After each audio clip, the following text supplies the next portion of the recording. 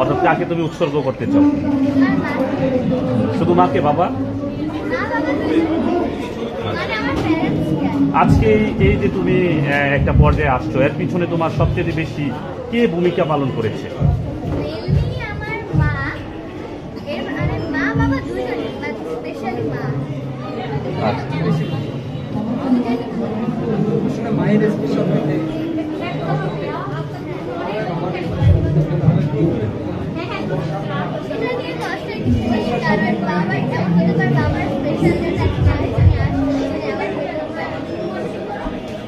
তোমার কাছে অ্যাওয়ার্ড মানে কি, এটা বলতে পারবা?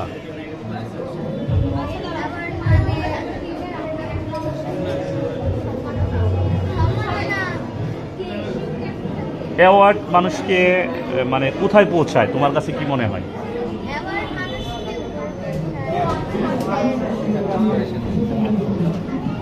কাজের স্বীকৃতি বাড়ায়। ভবিষ্যতে তুমি কি হতে চাও?